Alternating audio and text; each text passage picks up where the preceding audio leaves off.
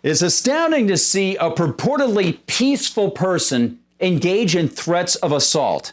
It's even more stunning to see said person act as if doing so is peaceful and is actually for your own good. But that's precisely what Virginia State Health Commissioner Dr. Norman Oliver is doing. He just told the world that when the time comes, he'll mandate state residents to get injected with a so-called COVID-19 vaccine.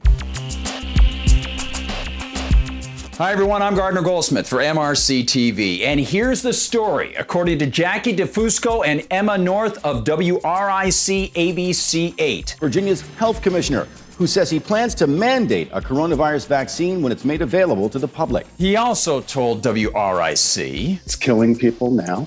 We don't have a treatment for it. And if we develop a vaccine that can prevent it from spreading in the community, we will save hundreds and hundreds of lives. So, on a practical level, one might tell this health commissioner that even if one believes the government inflated figures, the fatality rate of COVID-19 is comparable to that of the seasonal flu. And then one might ask Dr. Oliver if he's prepared to mandate flu vaccines every year that he occupies the tax-eating, coercive office from which he issues his authoritarian plans. After all, it will save hundreds and hundreds of lives. Unless those lives actually wanted to live free and stood up for their rights. Because if that's the case, Dr. Oliver's mandate will see the armed force of the state go after people, sucking up more of their money and threatening the very lives that the good doctor claims he's protecting with his threats. Isn't it great to see how government actually works? Then, of course, there's the not so great track record of some previous vaccines. For example, in the 1970s, the federal government, including President Gerald Ford, unnecessarily frightened millions of people to get the swine flu vaccine. The result was that hundreds and hundreds of people fell ill with Guillain-Barré, a debilitating neurological disorder that was traced back to the vaccine. And, well, the swine flu? It was nowhere near as deadly as predicted. Then, of course, there's the 1950s, which saw the polio vaccine cause polio in at least 250 people nationwide, that being more than would have gotten the disease naturally. And just last year, a mutation in an oral polio vaccine delivered to children in Africa caused, yeah, you got it, polio in larger numbers than the natural instances of the disease would have actually cropped up in the continental population of Africa. And of course, there's the law.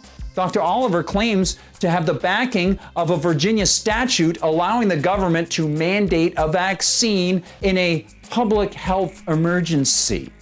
Of course, that statute allows for a medical exemption from the jab, and Virginia politicians are considering an expansion of the exemption to include religious reasons. The Virginia General Assembly is considering a bill during an ongoing special session that would allow people with religious opposition to opt out of the requirement.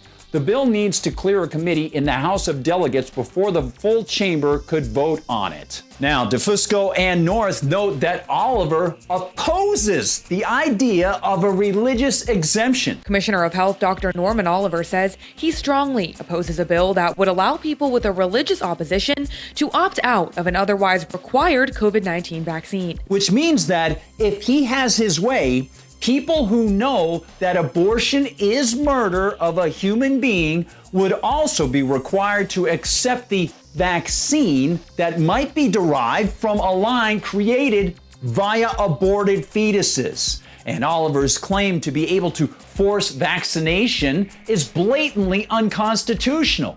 The assumption of power to find out if people are actually vaccinated breaches the Fourth Amendment prohibition against unwarranted search and seizure.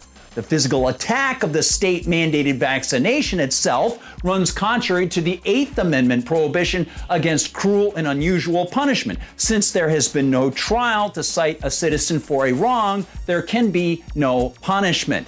Now, philosophers since the Enlightenment have understood that human beings have a property ownership in themselves, so the government commandeering a human body to force something into it is clearly a taking, which the 5th Amendment prohibits in part and which the 13th Amendment prohibits completely.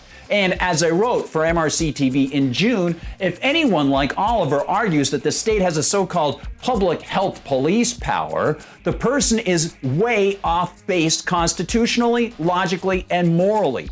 Often, federal level politicians and some on the state level claim that there is an implied public health police power hiding in the General Welfare Clause of the U.S. Constitution. But that clause doesn't spell out any enumerated power. The Constitution specifies all the branches of the U.S. government, all of the enumerated powers, and the amendments are clear. And it lays out how the founders intended these goals to be achieved. By setting up the goal of promoting the general welfare, they meant prosperity through voluntary market exchange, not redistribution of wealth or mandates of vaccinations, since that makes all residents potential targets for government aggression and runs counter to the goal of ensuring liberty, justice, and the so-called rationale for the state itself, property and liberty protection against attacks by other people. Yet these potential assaulters continue to make threats, and some cite the insane 1905 Supreme Court decision in a case called Jacobson v. Massachusetts, a case that saw the court invent their public health police power for states that actually does not exist. And it's a case that soon saw politicians in Indiana pass a law allowing for the forced sterilization of people that the state deemed feeble-minded. And subsequent to that, it saw 30,000 people sterilized in 29 states between 1907 and 1939. The practice of U.S. politicians and bureaucrats claiming a, quote, public health police power to control citizens became so widespread that Adolf Hitler actually took notice, writing this: "There is today one state in which at least weak beginnings toward a better conception of citizenship are noticeable. Of course, it is not our modeled German Republic, but the United States." All that thanks to one group of people misreading the Constitution and others claiming power. And even if there were some power in the U.S. Constitution claiming that politicians could forcibly inject people, no such moral authority ever could be claimed. But of course, the authoritarians will use any justification, any rationale to claim more control over us and our progeny. And they will not be without supporters. As Derek Brose writes for The Last American Vagabond, a recent study looks at what is called parasite stress and how people under the threat of disease pathogens tend to increase their preference for authoritarian states. The researchers found that society tends to promote a collectivist worldview favoring obedience and conformity from the population in response to parasites, disease pathogens. The battle lines are very clear, as are the decisions each of us have to make. Either we fall prey to the statist authoritarian mindset of Dr. Oliver and others like him, or we stand for freedom. If someone wants to get a vaccine injection, him or herself, he or she is free to do so. But people are not free to force others to get the jab. And that is even more important to remember when it comes to the force of government.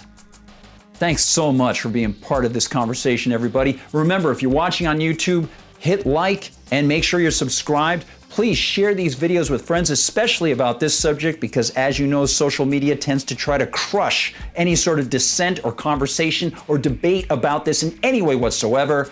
And it's extremely important that we get the message out to people. And remember, if you want to find out what the whole team is doing, go to mrctv.org. That's mrctv.org. Please share the articles that people are writing. And if you want some great items, go to mrc-store. We'll see you on YouTube in the comments section. We'll see you in the Facebook group, and we'll see you on Instagram. For MRC TV, I'm Gardner Bliss.